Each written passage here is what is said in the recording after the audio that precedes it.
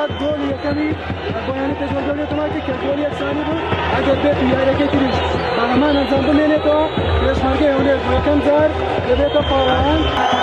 من كناوم عماد أسعد صالحة لدايق بي 1977 لقرش تيراو لدايق بوما أو چەند ساڵە کە یاریم کرده بۆ ئەو یانەنە یەکەم ساڵم کە دەستم بە یاری کرد لە لاوانی هەولێر بوو ساڵی 96-95 بوو. دواتر کە لە خولی عینەوە هەر پەیوەندی بە خولی عێراقەوە بوو. دواتر پەیوەندیم کرد بە یانەی بروسێک لە ساڵی 98 هەتا 2001. لە 2001 ئێمە و چەند یاریزانێک یعنی کە لەو یانەی یاریمان کرد ئاستمان یعنی زۆر باش بوو. یعنی هەولێر کتابە کرد بۆ یانەی بروسێک هەر 5-6 یاریزان پەیوەندیمان بە یانەی هەولێرەوە کرد. لە 2001 هەتا 2014 لە یانەی هەولێر بووم.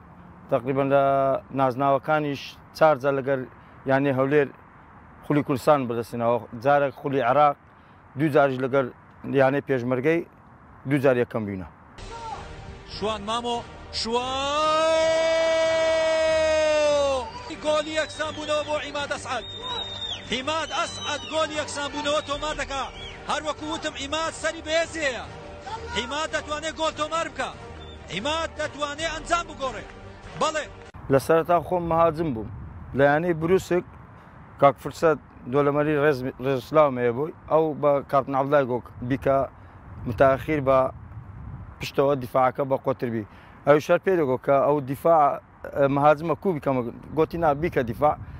لەو کاتیەوە هەتا ئێستا ئەمە هەر متاخیر بوومەوە لەگەر لە دەوری عێراقیژی یعنی بروسێک زۆربەی کاتەکانی ئاخیر عەبدوڵا مەحموود بەمنی دەگۆ بڕۆ بەسەرکەوە. یعنی ئەبوو عەلی تقریبا 6 گۆڵیەوە بوو ئەو 8 گۆڵیە بوو ئەم 6 گۆڵمە بوو.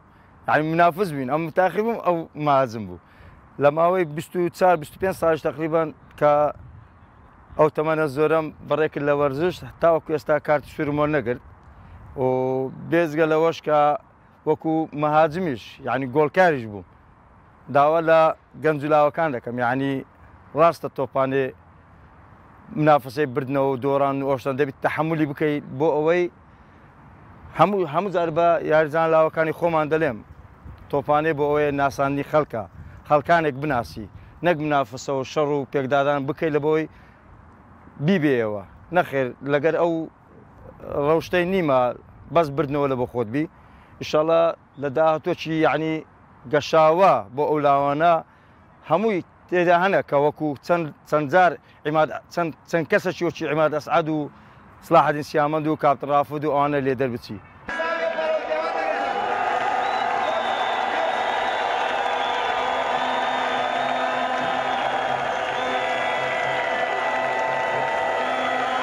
خۆی پیشەکەی من یاریزان بوو حەزم دەکرد بەڕاستی بمە ڕاهێنەر لۆ ئەوەی ئەو چەند ساڵێک کە خزمەتم بە وەرزش کرد حەز دەکەم یعنی ئەو لاوانە پێ ڕابگەینین. ئەمە کە هاتمە یانی هەولێریش بۆ لەگەر دەستەی کارژێری دانیشتم دکتۆر عەبدوڵا ڕێزوسلااومێ سوپاسی دەکەم لەگەر محەممەد خۆشنای یعنی کە هاتم دێندەر دانیشتم گوتیان چێن دەرت دەوێت لە خۆ دڵبژێرە ناشئین و شەباب و خولی عێراق و خولی کوردستان بەخوا یعنی بۆ خۆم زۆر بە خۆشحالیەوە حەزم کرد لەگەر ئەو لاوانە ئیشکەم.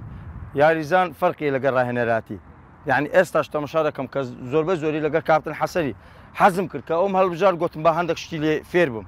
شەر نییە یعنی 25 ساڵ تۆپانم کردی خۆم بە گەورەی نیشان دەم ئیلا یان خولی کوردستان بیان خولی عێراقم دەوێت. حەزم لێ لە سەرەتاوە چۆن دەستم بە یاریکردن کرد ئەوەش حەزم لێ دەست بە ڕاهێنەراتی لە لاوانەوە دەست پێ بکەم.